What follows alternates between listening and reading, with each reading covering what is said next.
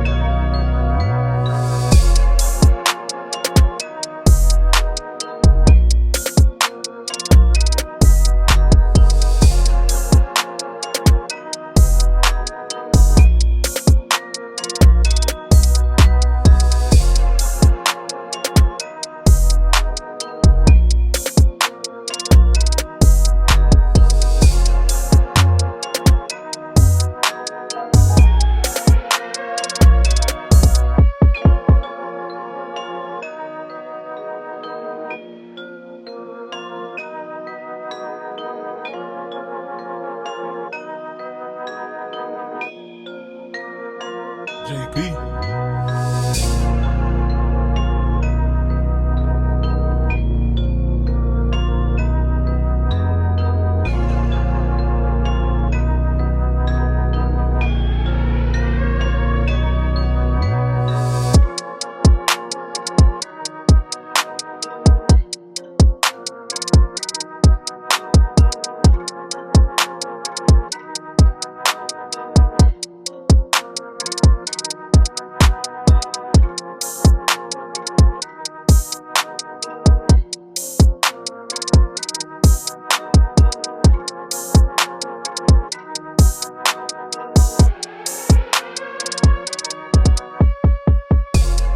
Hey family, what's going on? This is Bishop Blue at Family Life, and I want to welcome you into our Wednesday night on Facebook and YouTube. I appreciate all of you who are logging in. Please share this with your friends. Text someone right now. We're going to have a discussion tonight about social justice and our Christian faith. We're glad that you've joined us. I'm surrounded by some very incredible men who are going to help me. And what we want you to do is just kind of listen in to thoughts that maybe you've had or maybe you've discussed with friends at work. Tonight is meant to really stir our hearts so that we can do something meaningful, not just tonight, but in the days ahead. We really want this to be a springboard, gentlemen, into some steps that we can take or some ways that we can be involved as men who are connected in our communities and love San Antonio and love our country, man. I think we're feeling the effects that we felt before, and so tonight's a great night to begin to have this discussion again. So let me first introduce who's with us tonight. Right here to my immediate right is my good friend, member of our local church, and a great servant of God, Clyde Hill. I want to give you just a little bit of tidbits about who he is and why I asked him here also. He's a retired lieutenant colonel from the United States Army, 36 years in the, am I saying it correct, the U.S. Army Nursing Corps. And he hails from Bolton. He wanted to give a shout out to the Bolton, North Carolina folks. Graduated from the University of Maryland. He's a Terrapin, my people, and he's a father. He's an avid golfer, and he's an inspiring broker. Clyde, thanks, man, for coming tonight. I don't know how you feel, but I feel some butterflies. I'm just being honest with y'all, because this is not because we're together, but these kind of moments bring out some things, and I'm feeling some things now. So I'm glad that you're here. Thanks, man. Ladies and gentlemen, this is one of my co-workers and colleagues in the community, Tyrone Darden. He's a school administrator at the George Gervin Academy. He and I work together with the Beat AIDS Coalition. They're fighting HIV and AIDS and prevention and all these great works that the agency is doing. Tyrone is the chairman of the board, gentlemen. And over the last several years, we've worked together at Beat AIDS, and he is also, again, a father. He works with young men, boys from elementary, middle, and high school. And so I'm sure that he has, over the years, felt some things on all of those fronts, as an educator, as a father, and as a community advocate. And I consider Tyrone to be one of the men that I know that understands some of the mechanisms about city government and the political wheels that turn. And so I wanted to lean into some of his expertise to help us in our discussion tonight. And then Joshua Scott, ladies and gentlemen, he is one of the emerging great men, in my opinion, in the city of San Antonio. He's the department chair of automotive and technology at St. Philip's College. He's working on, both of these gentlemen are doctoral candidates. Josh is working on his doctoral candidate at, or his PhD, I should say, at Concordia University of Chicago. His emphasis is organizational leadership and development. And he's a husband. He's an educator, he's a mentor, and he cares about issues like that. And so that's why we're here. We already prayed, but again, as you guys join us, I want to pray again just for the presence of God to really touch your heart about this issue. So join us in a word of prayer. Father, thank you for this opportunity to share our hearts and our thoughts as it relates to what's happening in the United States of America that's affecting the African American community, but it's affecting our culture, it's affecting our world.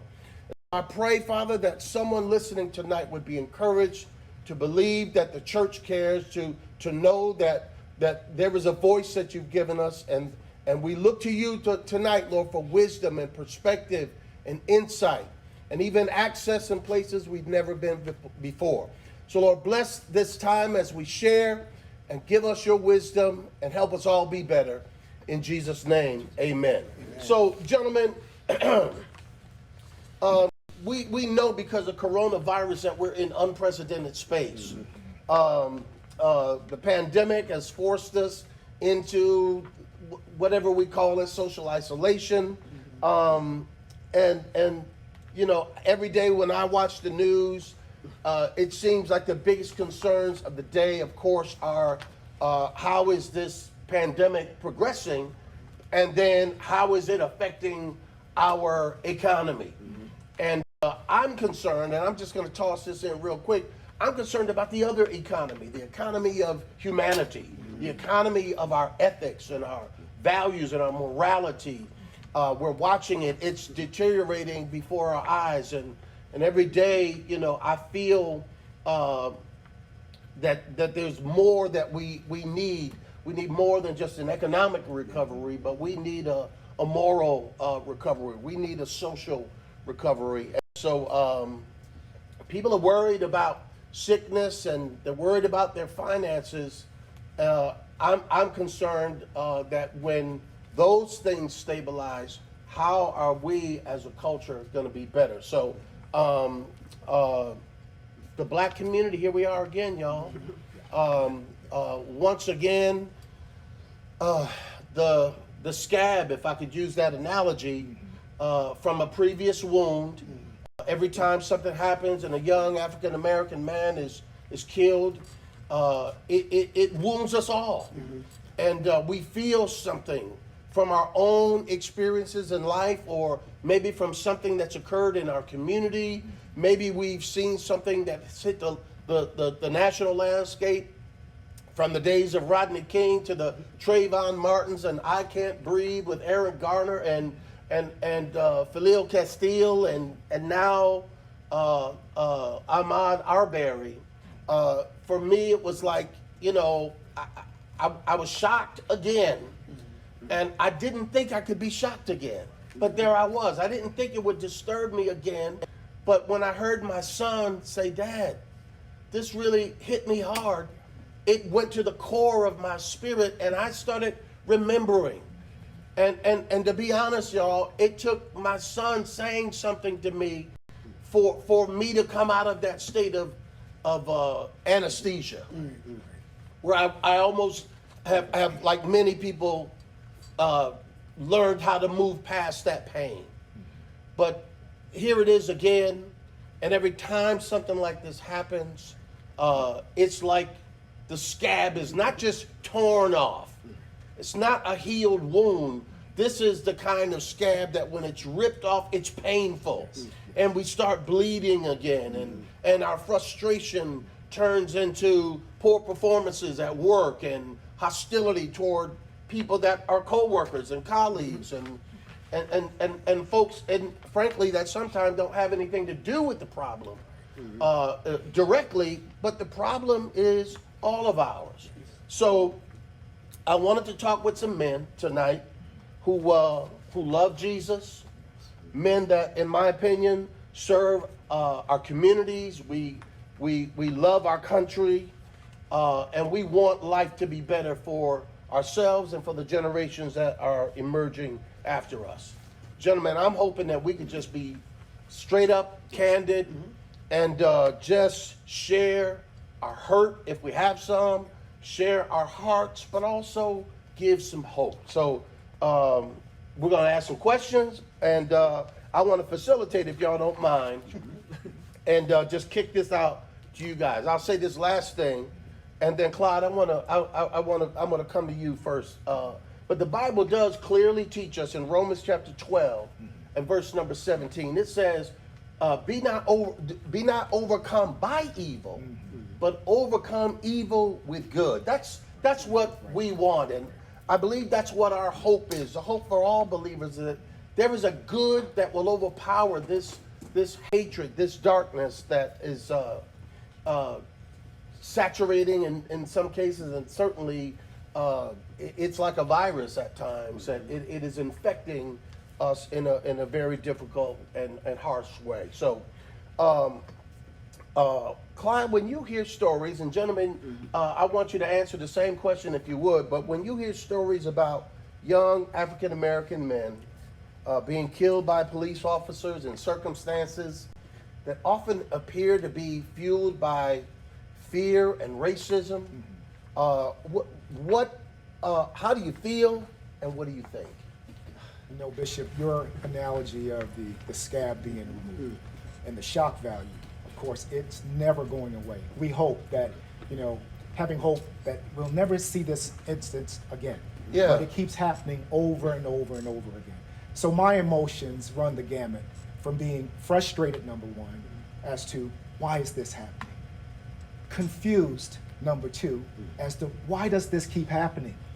And then angry sometimes as to here we go again, why does this keep happening? Yeah. So for me, I immediately, when I got the call last night to be a part of this panel, first of all, let me thank you for being a part of this esteemed panel. All right? Man. I really appreciate that, because this is a conversation, in my opinion, that is worthy of having. It's a conversation in some segments of society that is long overdue. So to be a part of this panel and have this conversation, I'm very thankful to be sitting here with you all. So last night when I got the call, and you asked me to be here today, I started thinking about people, my ancestors, if you will, it was 157 years ago today, all right, where a gentleman made a very bold move, and he said, you know what, I'm going to do away with slavery. He was our 16th president, Abraham Lincoln, and he signed an executive order, right? And that order was the Emancipation Proclamation, and it freed up the slaves, all right? So people who were in bondage, fighting for civil liberties, all right, who were socially, the social injustice it existed, injustice, but the social justice didn't, all right? So here we are again, some 157 years later, still dealing with that same stuff. So last night, I just Googled senseless killings of black men. I just Googled it. And what popped up, the very first thing, it said, started at the year of 1999. And I stopped counting at 27 people. Up until it went from 1999 to 2016. And I got up around 30 people. And the youngest person of color was 12 years old. So understand why my emotions run that gamut, all right? From being frustrated, confused, and sometimes angry. But the hope, all right, the hope in all this for me is that I have to lean on the word, all right? And the word tells me, for those who hope in the Lord will renew their strength. That's right. They will renew their strength, right? That they will mount up on the wings of eagles and they will soar. They will run and not be weary. They will walk and not faint. So for me and for all the listeners out there, we have to have hope, all right? Because without hope, there is nothing, all right? We'll stay stuck in being frustrated, confused, and angry. Man, let me give you some dap on that Emancipation Proclamation thing. You put that one down. I like that. Tyrone, what's your perspective as you think about that? Well, brother Clyde said a lot, so I probably won't take up all my time. But I'm with Brother Clyde in the sense of the scab illustration that you gave, and I feel like if you don't allow something to heal properly, that new skin to get there, you're going to keep on going through the same thing over and over. I think what we miss sometimes, though, is it takes more than time for that to heal. It might have to put some ointment on it, right? You might have to put some dressing. You might need to dress it up a little bit. Protect it. You got to protect it. Yeah. You might need to stay outside, stay out the heat. keep it clean. There's so many different elements. I was thinking while you was talking, and you was kind of going back in history. I'm 40 years old. I've never seen a cross burn in someone's yard. But you know why? It's not just because one person changed their mind state or one group. It's because people did. From the person doing it, whether they felt like it was right or wrong, all the way up to Supreme Court, the justice system. People don't burn crosses in people's yards anymore because you're going to be charged with a hate crime. You're going to go to the penitentiary. It's going to be major penalties associated with that. There's no major penalties associated with killing black people. Wow. So that's why black people, in my mind, are still getting killed. So for me, how do I feel as a father of 3 young black boys, 20, 11, and 7? I feel vulnerable. I feel vulnerable because there's people out there, from just a human being like me all the way to a judge, a police officer, that doesn't see my sons the same way as they see other people's sons. So there's no value, or that the value's not the same. I feel a little scared. Yeah. Because it's one thing for someone to go out there and make a mistake. But there's no mistake in being born black. There's no mistake in being who God created you to be. That's right. Whether you're Trayvon Martin, going to your father's house, coming from the store, or whomever, we can just count the situations. What can you do about being born the way you're born? So for me, from the political side of it, from the justice side of it, and just from the Christian side of it, the love is missing from the top to the bottom. I still feel like we live in a time to where we're inferior to certain people. Yeah. They don't see us as equals, and that's why we don't get the same benefits as other people. That has to change. So whenever our lives are valued on every level the same way as everyone else's, Yeah. you won't see black boys getting killed. You won't see black men getting killed, because that won't be a norm. There will be some fear put in people's hearts. There will be some education put into people's minds. Yeah. And there will be some restoration of love as well. Because one way or the other, there's going to be a consequence for hurting Brother Clyde, Yeah. hurting little Josh, for hurting me. It's not there yet on every level. And it's going to continue. That scab is going to continue, because all the elements that need for that wound to heal, Yeah. they're not present. So, Ladies and gentlemen, please share this with your friends and your followers. Join in right now. Call someone if you need to. We're having a conversation about social justice and Christianity. And Scott, I want to throw that same question to you. When you see these things in the news and you read about it, whether it's online or whatever the source may be, how do you feel and what do you think? Me personally, it's sickening, but we keep saying that over and over. Every time we see something happen, it's like it's sickening, but then it resurfaces again. And we always talk about the justice system. Justice is supposed to be blind, right?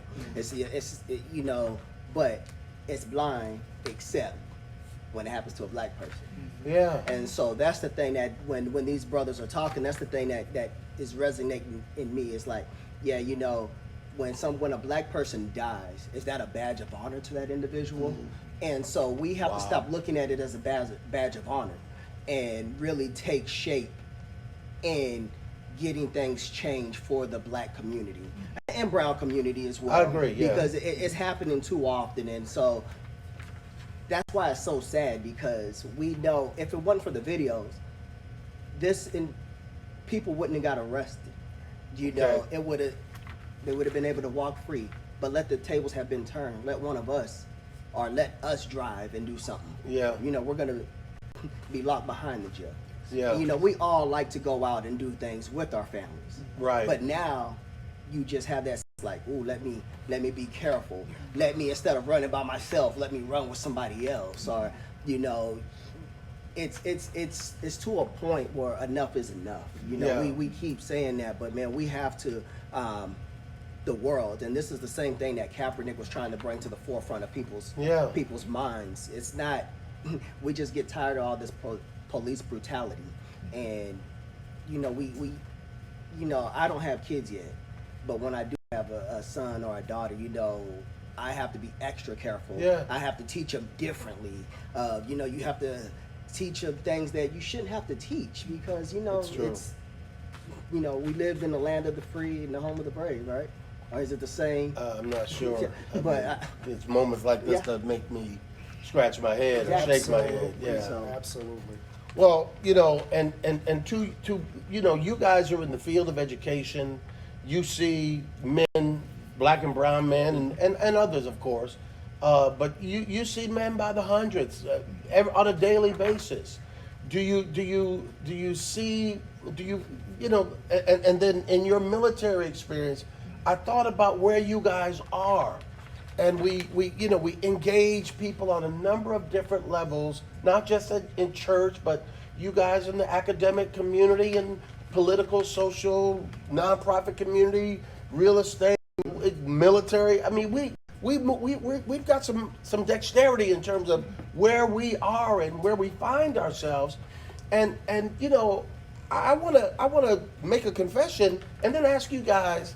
You know, I have colleagues that are white brothers and great people and wonderful individuals, many of them Christians, but when we get to these issues, guys, for me, I feel like there's an elephant in the room when I'm around some of my Christian white brothers. And I believe they love God, they love the church, but there seems to be sometime a moment of polarization.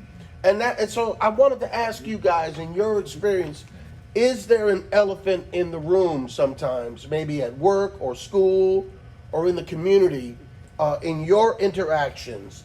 And then do you feel, so it is a two-part question, do you feel that Christians and people in general outside the black community are listening? Let me start with you again. Wow. You gonna let Clyde steal all the thunder? All right, wait, I'm sorry. You're right. Let me switch back over here. Let me get a politically correct answer. Clyde gonna have us doing like this. You got it. Amen. Just say it, amen. Next. No, go ahead. No, please. Go for it. I'm gonna let Josh go first. Oh, you gonna let me I'm go gonna first? Josh Okay. go first. That's No, great. no, that's okay. The elephant in the room. Absolutely, there's always an elephant in the room, especially when you're the only person of that color in that room. And so, but the good thing with my coworkers is, you know, we don't have this discussion in open forum, but you know, we can actually have a one-on-one conversation regarding things that are happening amongst minorities, and they get it, they see it, and you know, they do. One of my coworkers, he's a deacon, and so he talks about, you know, we need to love people as, you know, as God said in the Bible, and so it frustrates them. It hurts them, but as far as, yes, we do need to have more of our white brothers and white sisters take more action, because we're only able to do so much. Now, if individuals outside of our culture, that's when it speaks more volumes. I think I heard on ESPN, Antoine Bolden actually commended Tom Brady and some of those other individuals for coming out. Sure. And so that's when action starts, when it's not just from our voice, but it's from everybody. Right. And so that's I think, you know, these conversations need to be had from top down, because if not, then we're going to be stuck in the same place. And also, when your leader is putting that image out, then what can you expect other people to do? Yeah. And so, you know, when people are promoting hate, then hate is going to consume everybody, and then you just focus, and you stay in your lane, and you're consumed with your own self. And so we have to stop being consumed with self and speak up and speak out against things that are devastating the community. Gotcha. Tyrone, what's your take? So, let me see how much I can take from Clyde.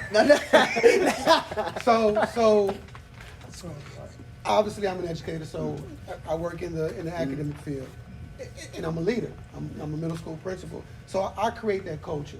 So for me, Obviously, you know, you want to separate church and state when it comes to public funds and things like that. So, you know, we do our best to finagle that, finesse it a little bit. Yes. But I tell my students from day one, nobody in here is poor, nobody in here is black, nobody in here is anything. We're all coyotes. We're all George Gervin Iceman. We all we all the same. We all on the same level. That's that safe haven. I think the issue though, and then to add to that, we're about 98% brown. So we're about 48 African American, Hispanic, Latino. We have some from different places, Africa, different other continents and things like that. But for the most part, we at work and at school, for me, it's a little different. Now the community, specifically politically, specifically in San Antonio, and just in general, for me, there's a low ceiling for black folk. The expectation for black folk is low. We're labeled as the thugs, the criminals, the dads, or on the other side of it, here's a smart one. You know, we can take him over here in this setting. He can represent all his people Right. over here at this meeting. Or, you know, it was a big thing. Obviously, it was a big thing when Barack Obama became president. Sure. It was a big thing when Ivy Taylor became mayor. First It was a mayor, big sure. thing when Tommy Calvert became county commissioner. Yes. Those are not big things in other cultures. You know why they're big things to us? Because they have labeled us as less than. But the even crazier thing is this. You said, first thing I thought about, I said, I ain't talking about the school, I ain't talking about work, I ain't talking about the community, I want to talk about the church. Sure. You said at times our counterparts in the Christian fellowship that are not our skin tone have a different response when these type of things happen to us. Yeah. But it's really simple to me. Why?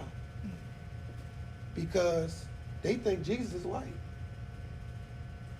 Jesus, regardless of what his nationality is, his Sure. ethnicity is, Jesus was for everybody. But when you claim something for yourself, Right. That's good. when you pull it in for yourself and say, he's mine, he's not yours, it goes totally against the teachings, It totally does. against the word. It does. But when you do that, that's why there's that division in church. So for me, when Jesus became a white man from Jerusalem, I don't know how many white people 2,000 plus years ago. Not many. I don't know. Caucasian. I don't know how many. But when Jesus became a white man, that changed things for everybody else. That changed things for the Gentiles. Sure. That changed things for the people who he came to grace with salvation. There you go. And so for me, school and work in my bubble, we're good. Our organization is our leadership, 100% African Americans. As a principal, as a leader, we're good. Because I'm good. I'm whole. In the community, we have a lot of work to do here in San Antonio. Segregation in regards to the economic segregation is real.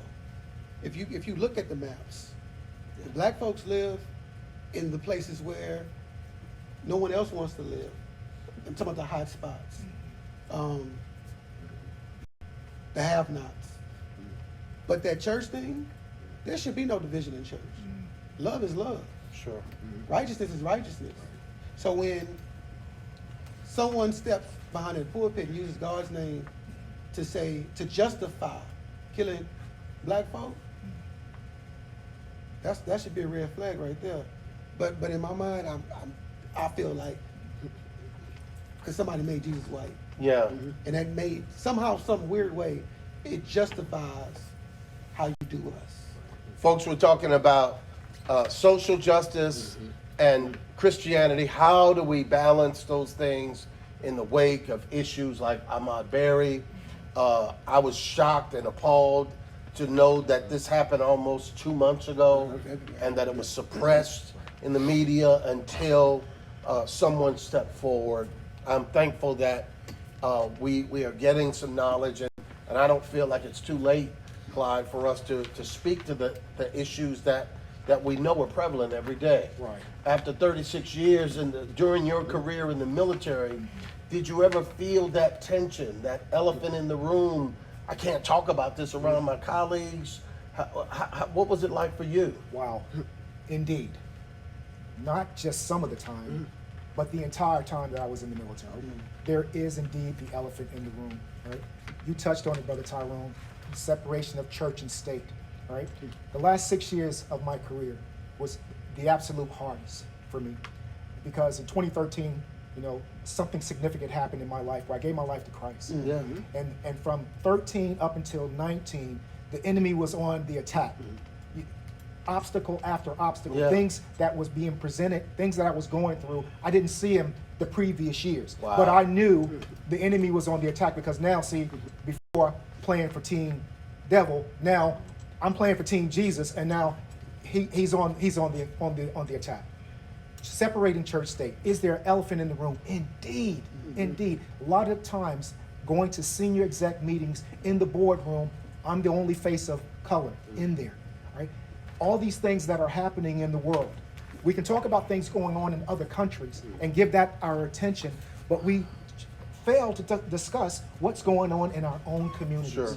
And then and trying to have a conversation with someone about what's going on in the Black community. Oh, here we go again. Here we go again. Yeah. So we tend to steer away from having those conversations in the big settings and compartmentalize it with people who you feel comfortable around talking to it about. I'll share this last thing with you. I can remember just a few months, about a couple years ago, I'm sitting in my office before my workday starts, I'm doing my daily devotionals. Sometimes people would come by in the morning, and in my office there's a whiteboard that had motivational scriptures for me. Sure. that would just stay there on a regular. My boss comes into my office one day after several people had left, and he says to me, "Clyde, I want to talk to you. This religion thing, your faith, you probably don't want to have those kind of discussions here in the work environment." I looked my boss square in the face and I said, "Sir, with no disrespect to you, but I cannot promise you that. All right? I cannot promise you that I'm not going to have these conversations. Sure. It's inside my office. People are coming to me. If I want to share a word with them to encourage them and motivate them to go on and have a great day, then that's what I'm going to do. So Sure. I cannot guarantee you. In fact, I can tell you, as I look you in your eye, that's not going to happen. I'm not going to stop doing that." And he said, "Okay," and he left. But the elephant in the room is that they don't want us to have these conversations. Sure. And so it takes us to walk boldly in our faith to be, you know what? I want to be that difference maker. I want to be the light. Yeah.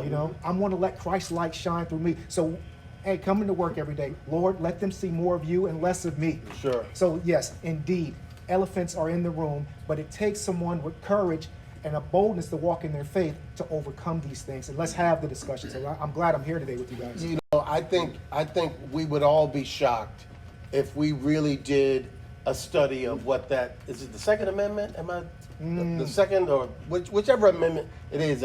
Freedom of speech. Well, I'm talking about the one that people throw at us about separation of church and state. I think that's a made-up amendment. Well, no, it is an actual. It is an amendment to the Constitution, but its purpose is not what people like. You can't talk about that because that then violates another constitutional right, which is freedom of speech. But people really exploit our ignorance, or they assume our ignorance that we don't know what that amendment really speaks to, which is really that the government cannot impose upon a religious entity and force them to, comply to government rules or as it relates that might infringe upon their faith. So to talk about my faith is not an imposition of my faith, unless I said to one of my coworkers, I want to see you at prayer in the break room, or I want to see you at my church this Sunday. That would then be imposing as an authority. It was meant to protect those who desire to express faith in God, to be able to do that without restriction or limitation by the government. And I'm not saying it exactly, but I'm saying it more precisely, and it has nothing to do with us being able to express to people or have symbolism in our offices or any place else that state or advocate for our faith in God. So I think, again, folks, check, Google that, read it. It's an easy read, but you'd be surprised and you'd be probably offended to know that, man, I've been played for years because people say, hey, Bishop, separation of church and state. Now you can't talk about Jesus in the break room. No, I can talk about whatever I want to talk about as long as it's civil and respectful. Absolutely. And I'm not imposing that. If me and a colleague want to have a conversation or pray during lunchtime, that is not imposing that unless I'm the boss and say, hey, when I pray, I want everybody to get on your knees or call on the name of Jesus. So we have to be, as Jesus said, wise as serpents and harmless as doves. We have to operate in wisdom and use our intellect to address things. And I do want to chime in on what all of y'all were saying about, well, Tyrone, you really kicked that thing into gear about the church. That there is a responsibility that we as church leaders have. I feel it all the time, and sometimes I feel almost paralyzed as a pastor. Sometimes you're measured by how big your congregation is, or do you know the correct people in the financial or political community? But in reality, very often over the years, I've wanted the pastors and leaders who had platforms, national platforms or community platforms, whatever they were, that if you had a platform, then you ought to say something. But I was convicted by the Holy Spirit will say, use your platform. Don't diminish the voice that I've given you.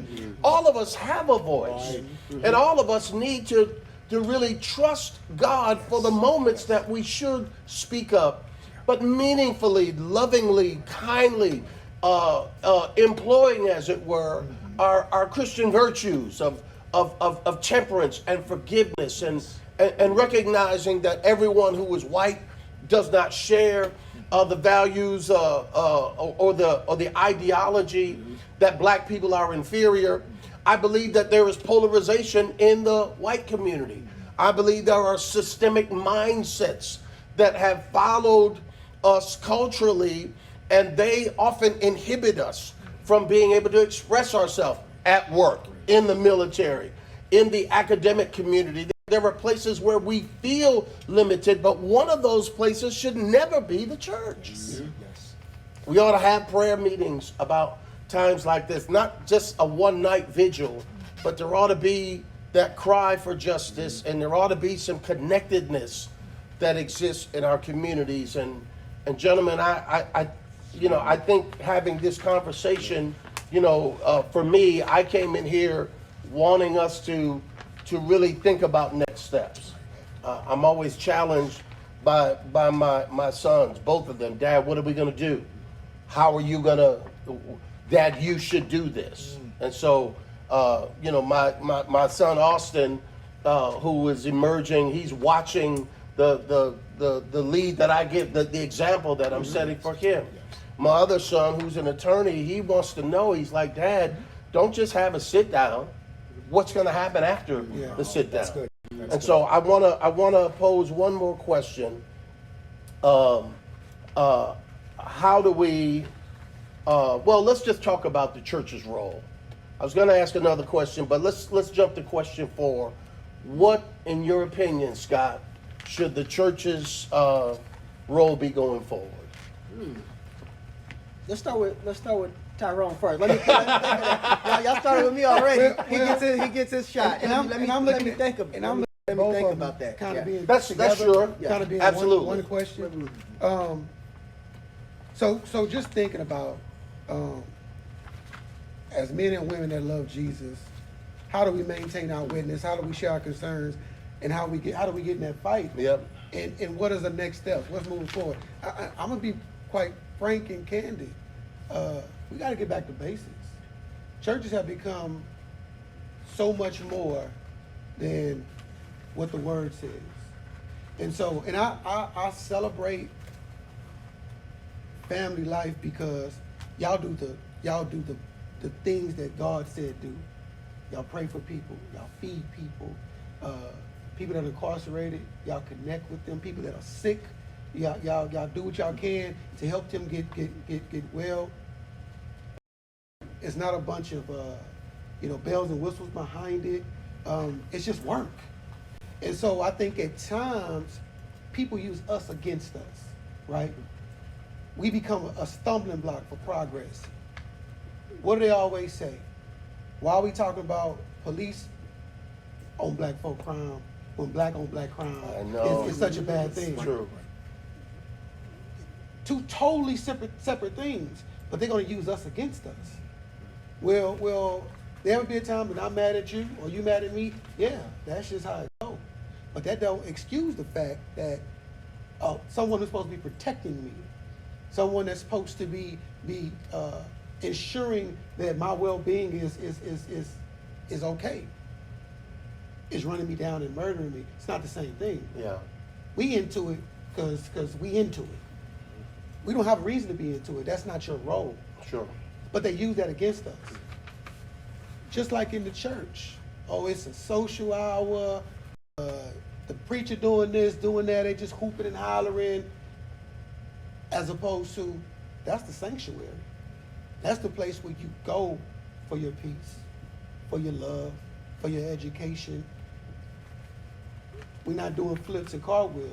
We're praying for folks. We laying hands on people in a positive way. Sure, absolutely. We putting groceries in refrigerators and rent money in pockets because that's what God told us to do. That was the plight that we were mandated to move forward. So for me, what's the next steps? Church folk got to get back to being disciples of Christ. We got to get back to being Christians. We got to get back to being 100 and real with that word because they use that against us. Well said. Why is the church even involved? They doing this over there. Sure. They doing that over there. No, the church is doing God's work, and that's why the church is involved. So it's gonna be easy it's been easy. Your situation is turnkey because this is what y'all are doing. But there's a lot of churches out there that are not. They're living in a silo. They're doing work within their four walls. And the community is not benefiting from it. So the church is undervalued in the aspect of their role, using their platform. Gotcha. Because everybody got a platform. I got 4 kids. I can start right there. If I'm a deacon in a church, you done assign me to somebody. 12 families, 15 families, I can start there under your leadership. If I'm a school administrator, principal, over some college students, middle school students, whatever, I can start there. We all got somebody to talk to, but we can't be a stumbling block. We can't be that person they say, what you're saying sounds good, but it don't align with how you live. You saying these things, but how can I take you seriously if you doing X, Y, and Z? I need the church to get back to basics. I need the church to get back to doing what God said do. Sure. And cut the fat because people are using those things against us. And so the church got to be involved, but it can't be a show. I believe that. It got to be real. Scott, as we're closing up, I want to hear from the both of you gentlemen. What do you think the church's role should be going forward? And Tyrone kind of wrapped the third question about our witness and our concerns. How do we get in the fight? But like Tyrone said, the churches have to go back to the basics. So, and just thinking of that, we are the church, So, yeah, our church happens on Sundays, but it shouldn't just happen on Sunday. It has to happen Monday through Saturday. So as the church is going to be there for you, the doors are open. We have to lay down that we have to have those resources for these families that are crying out. So That's we have right. to be there. We have to be that backbone, because I know back in the old days, the church was the foundation of the community. Sure. And so the churches have to get back to that being that foundation of the community, and not, nowadays, churches are up against each other. Oh, let me one up them. Let me one up them, instead of just coming together. Churches should come together and be one, and don't fight against one another, because we may be doing something different over here that can help what they're not doing. Where somebody's weak, somebody's strong, and so we have to take that and Absolutely. be there. But as men and women of Christ, we have to show that in us. So when we're going out to these people, just giving them hope and letting them know that there is resources for you. We are here for you, but living the correct way. And reach one, teach one. We really have to Love it. to go back and teach. It's sad, but we have to really go back and teach our young kids of how to deal in certain situations, or what to do and what not to do, because one wrong thing, or not even a wrong thing, just one thing can, they're gone just like that. That's true. And so, like you said, we have to be there. We have to be the foundation. We have to be the resources. We have to be that community's backbone. Yeah. Clyde, give me your take on this, man. Hey, Bishop, I absolutely love what Brother Tyrone and Jay Scott said. It was a great rundown with regards to what the church must do, getting back to the basics. Yeah. But for me, for some people, the only God they'll see is the God in me. All right? So it's about my witness and my willingness to want to witness, my willingness to want to let the light of Christ shine through me, my willingness to want to serve the community, my willingness to want to love on people who are unloved, my willingness to give back. Right? Again, for some people, the only God they will ever see is the God that's in you. The true. only God that's in you, that's in you. That's it. Yeah. That's it. So if we're willing to walk in our faith boldly, when people tell us, squelch that. No, I got it. Respectfully, I can't. I can't squelch that, because God has been good to me, and I got to share that. Sure. I got to share that. So witnessing the folk, remembering, only God they'll ever see sometimes is the God that they see in you. People don't care about what you say. They only care about how you treat them. And God, who is in us, we already know how he's going to treat people if we allow him to. If we allow him to come out of us, he's going to treat people the way that they need to be treated, Yeah. the way that, what is their need right now? You can be that person. I'll share this last thing with you before, as we wrap this up. So, someone who was dear to all of us recently lost a family member. And I can remember getting the call.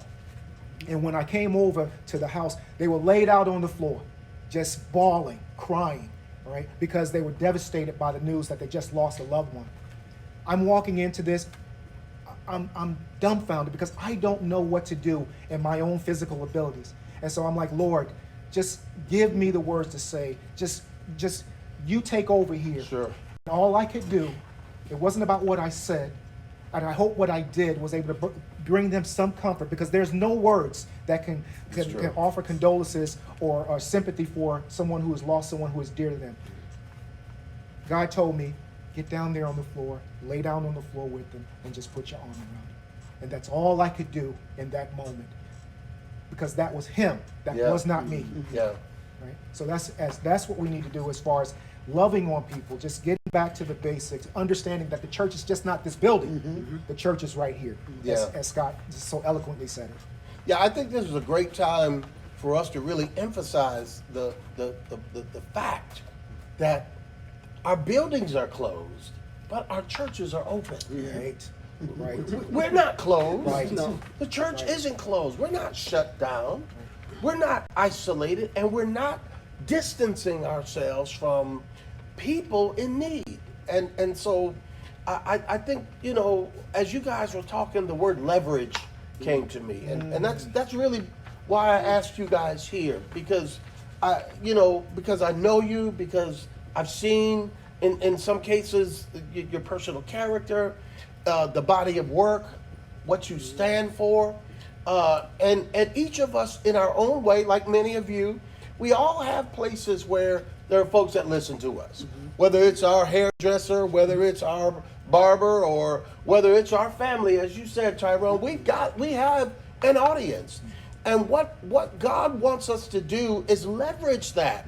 And if you have influence at work, and I mean in a way that, as you said, let the light shine. We don't have to beat people down. And I certainly, I wanted to say, I feel, and I'm sure you guys share this sentiment, that if a police officer is shot and killed, that's a loss too. Yeah. I don't rejoice when a police officer loses their life. I think it appalls us. You know, when I heard about what happened in Dallas a few years ago, my heart was broken because those are men and women in some cases that had families. And so, you know, the black community doesn't want to pay back, you know, the white community or white police officers. That is the enemy that is playing this game of trickery to keep us polarized and disconnected from each other. My brother, my sister, I can't do this without you. And we can't do this without each other. The black community, Tyrone, as you said, well, can't do it alone. The church can't do it alone. But the church certainly can leverage its influence in our communities. And I want to encourage my pastor friends, people that are serving others, or if you have a leadership platform or own a business, love on your people, and and treat people fairly. And when there are moments when things are not right, regardless of who those circumstances affect, use your voice and use your influence. And my God, if you have any way of helping to make things better, maybe as you did, just being there for people, or maybe helping to give a voice to those who can't speak for themselves, I believe it's incumbent. I believe the church has a responsibility, and I believe God's going to hold us accountable, gentlemen, for what we do as the church. And I take responsibility for that.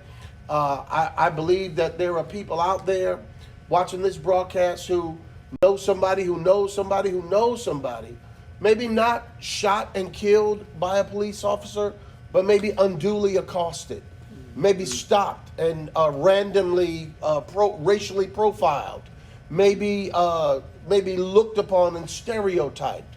In all of the ways that God's grace is in your life, leverage that and help people to understand that God's grace is upon us, that His goodness is in our lives, that we have dignity, that we have purpose, and that we have a right to stand and declare justice. That is who God is. He is a just God. And gentlemen, I really, Scott, Tyrone, Clyde, man, thank y'all for making this a beginning. And I want to just ask you guys, if you would, please help me, because before I left home, my wife said, what's next? What's going to happen next? So I'd like to do something like this again, but bring some other voices. Maybe another level of pastoral influence, or another level of academic or political influence. I believe we need a Tommy Calvert at the table with us. I believe we need to find great people like our state legislator, Ms. Hawkins, to be in these conversations and really help us navigate at that next level. Man, I know we can't legislate morality, but we can legislate some things and put some protections in place and create. It's going to take some time, but I'm hoping that my children and my grandchildren are able to look back at this time and say, hey, some people showed us the way. We took up the torch and we made a difference. And things are better now than they've been in the past. So, gentlemen, God bless you, man. Thank you. I appreciate you, man. I'm glad you wore your Muhammad Ali knockout shirt, man. Legendary. You came in with the right mantra. That's what we needed. Thank you, folks. Hey, may the Lord bless you. We're ending our Wednesday night worship experience, family life. I just want to appreciate you guys again for your consistency and your generosity. We are helping people right now. We are reaching out, in fact, individuals to determine how can we help. Are there needs around us that we might be able to help? Maybe somebody needs some groceries. If you know someone who is in need, please contact us and let us know. I promise you, we'll do what we can to be of assistance to them. If somebody needs transportation or if somebody needs help with a prescription, we want to be of service. So church family, first and foremost, thank y'all so much. Y'all know that at the end of our worship times, we give and we sow. So praise the Lord. You'll see the information to give to our ministry on the screen. As you do that, just know that Family Life is reaching and touching and giving life to the San Antonio community. And in moments like this, we're bringing God and family and community together. God bless you.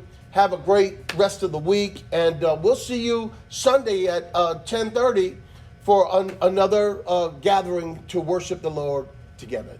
Take care. Have a great night. And God bless. Thank y'all, man. Oh. JP.